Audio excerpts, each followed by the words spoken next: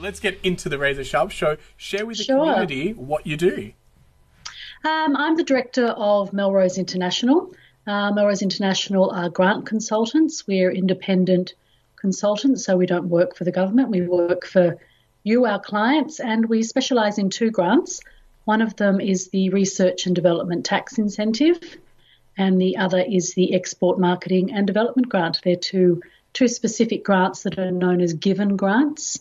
They aren't competitive, so you're not competing with other companies for a small slice of government money. You may get $1,000, you may get $500, you may get nothing.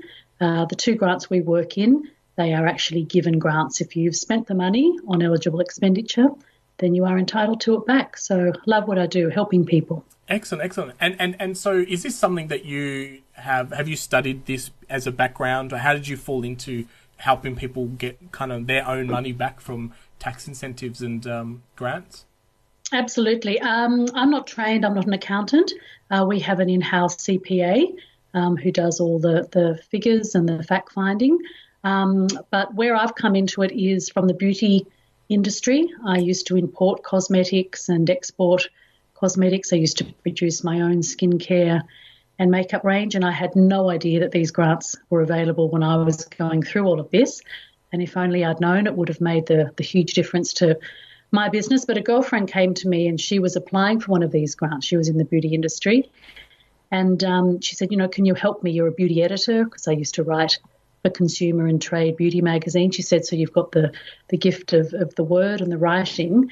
So she presented it to me to ask me to help her. And I was like, my God, where have these been and what are these? And my industry doesn't know about this. I kind of have to get out there now and shout it to the rooftop. So a lot of different incarnations of my life and through my business has led me to where I am now. And I think I'm in a really nice position to help those, because it wasn't around when I was doing my thing. And so as a business owner or an entrepreneur or someone who's kind of, running and working really hard, how do they get around this type of incentive, and how do they know whether there is any money for them to be collecting back? Like, what's the starting point?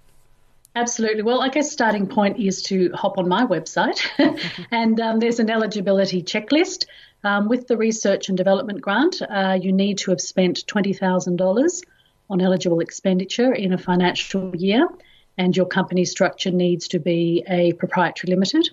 With the Export Grant, you can be any type of structure, proprietary limited, sole trader, trust, whatever may be, and you need to have spent $15,000 on eligible expenditure in a financial year. So they're the two main areas that need to be checked off first.